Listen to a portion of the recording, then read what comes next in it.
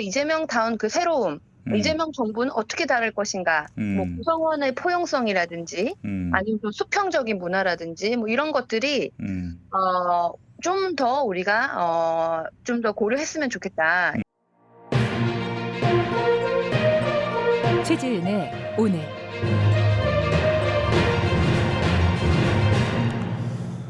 네, 최지은 대변인 나와 계시죠?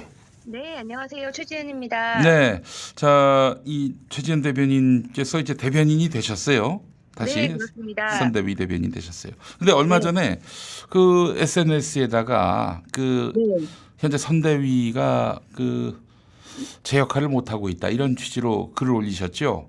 네. 예, 아, 어떤 내용입니까 그게? 네, 사실 좀 선대위가 지금 과도기이지 않습니까? 경선 때 이제 돌아가던 선대위가 있고, 음. 다시 우리가 원팀을 만들기 위해서 당 전체, 그리고 또 다른 캠프 이렇게 다 합류를 하면서, 음. 원팀이라는 그 이제 좋은 목적을 가지고 모든 국회의원을 다 참석시킨 다음에 이렇게 하다 보니까 음. 아무래도 좀, 선수 중심으로 제일 먼저 뭐 중진, 뭐 음. 3선, 뭐 4선, 3선 뭐 이런 식으로 하다가 초선 발표하고 그다음에 이제 원외 인사를 발표하고 이러는 과정이 한 뭐 일주일 걸릴 줄 알았는데 한 달이 걸렸어요. 음. 그래서 이 과정 속에서 이제 원래 경선에서 이렇게 일을 하시던 그 실무진 분들은 음. 일은 계속 해야 되는데 결정해 줄 사람이 없고 음.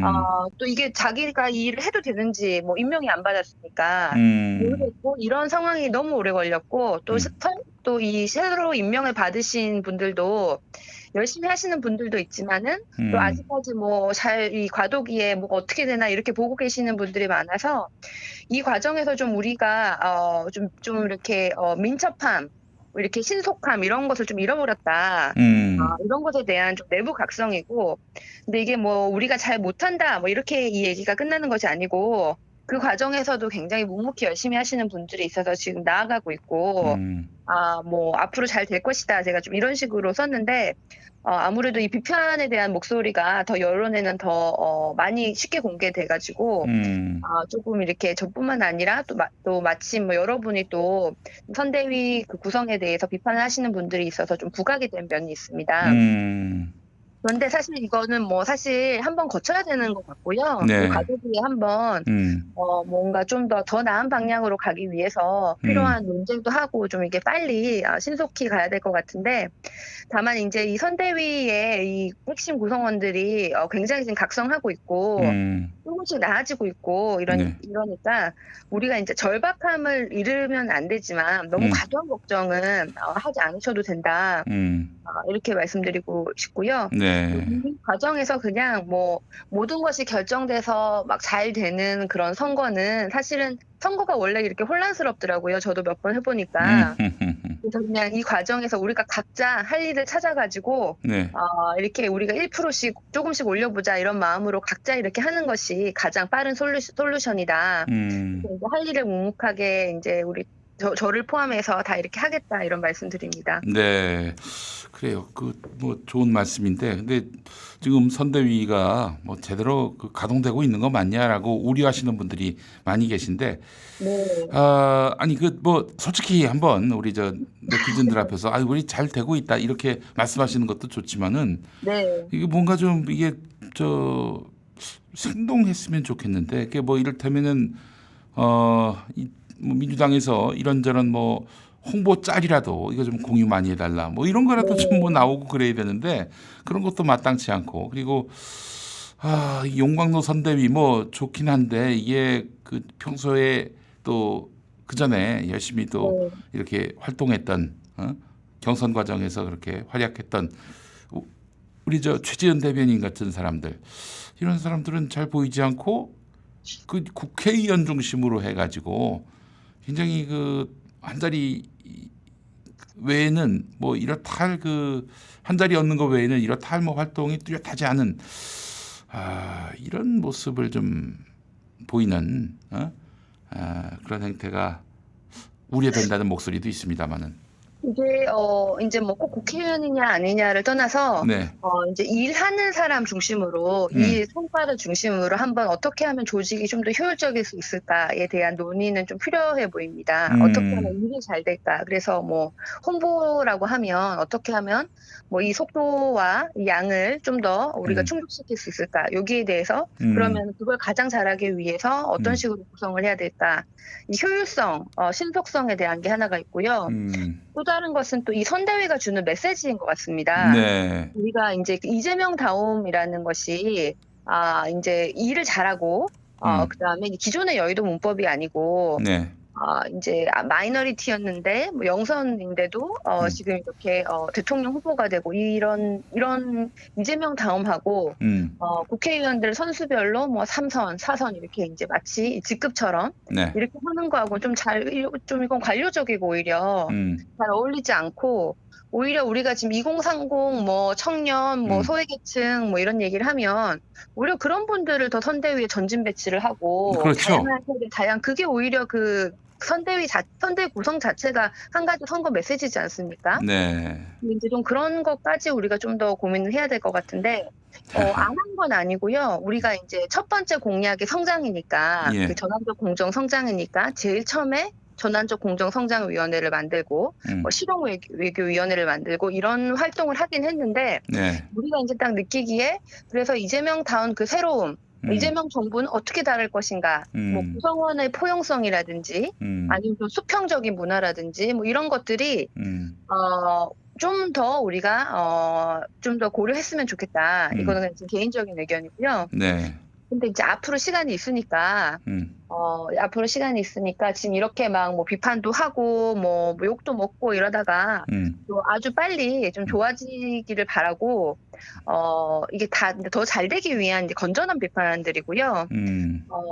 또 이런 상황 속에서 이제 네. 이제 그럼에도 불구하고 우리가 뭐 당연히 이기겠지라고 지금 아직도 안일하게 생각하시는 분들이 있으세요.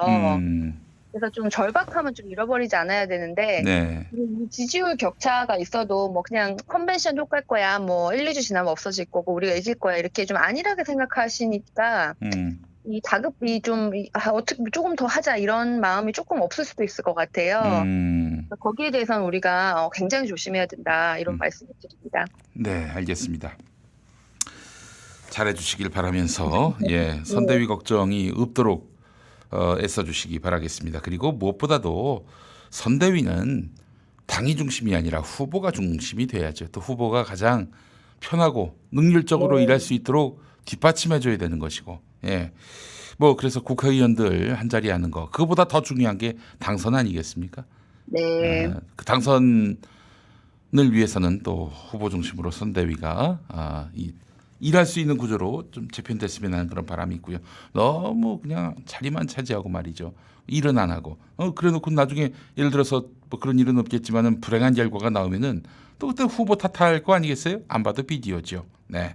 우리 후보님의 개인기가 엄청나십니다. 그래서 이 상황에서도 지금 이렇게 필요한 걸 다 하시고 계시기 때문에 우리가 지금은 좀 이렇게 좌충우돌 하는 것처럼 보이지만 조만간 자리를 찾아갈 것이다. 저는 이렇게 예상합니다. 아니 뭐 사실은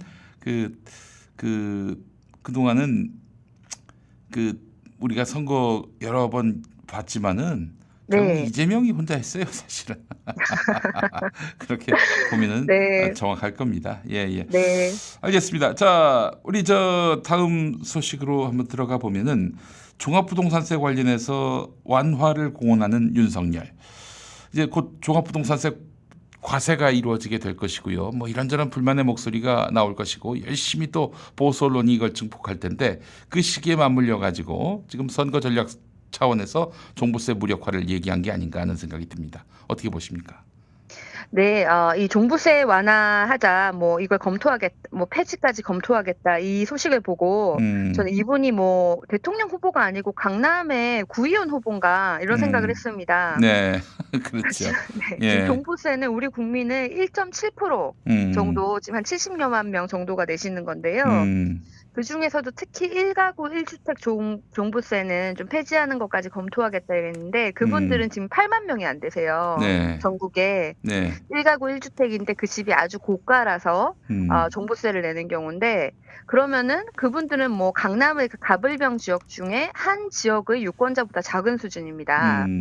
그런데 집이 뭐 예를 들어서 윤석열 후보의 집으로 봤을 때 이분이 딱 그 범주에 들어가시는 분이라고 알고 있는데요.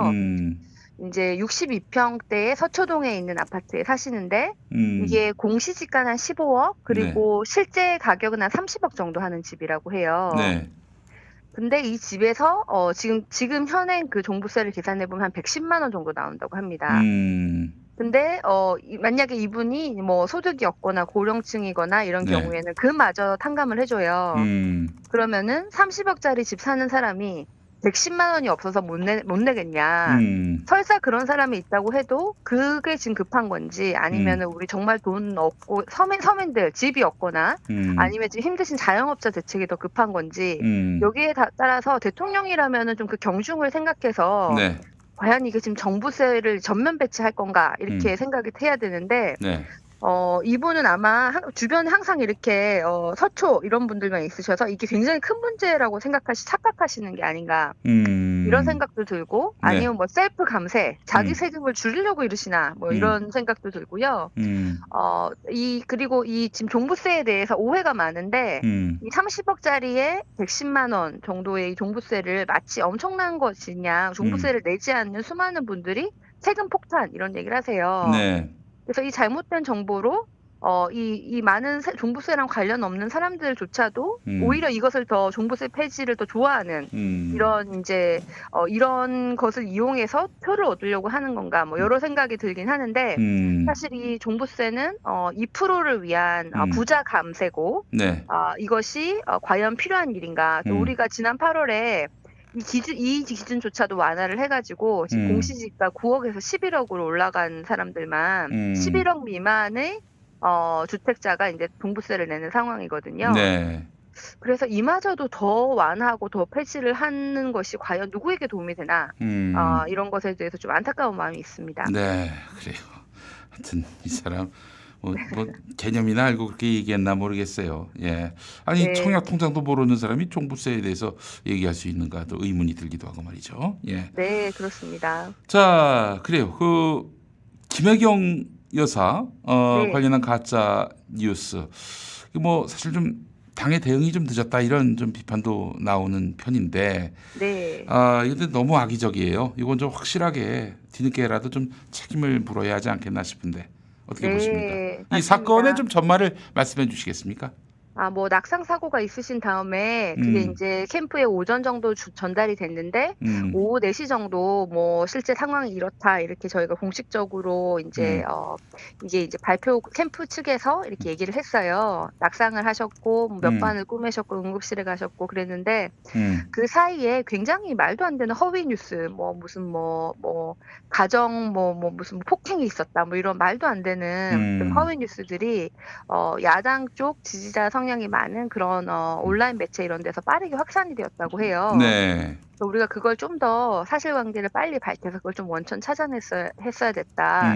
이런 자성의 목소리가 있긴 합니다. 그런데 네. 좀 이 빨리 원천 차단도 그렇지만 이게 좀 너무하다. 이 말도 안 되는 걸 또 가족까지 끌어들여서 또 아픈 사람한테 이 말도 안 되는 허위 사실을 퍼뜨리는 것 자체에 우리가 좀 더 화를 내야 되는 것 같고 이런 것에 대해서는 좀 우리가 좀 엄중하게 좀 책임을 물을 필요가 있을 것 같고요. 네.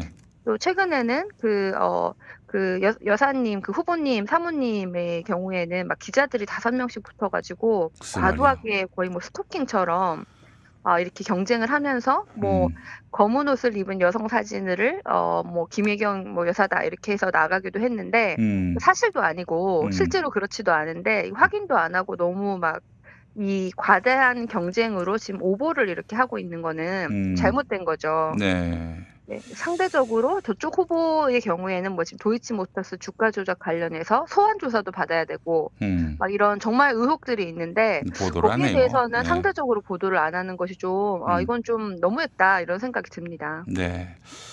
알겠습니다. 자, 오늘 함께 해주신 최지은 대변인 계속 수고 부탁드리겠습니다. 네, 고맙습니다.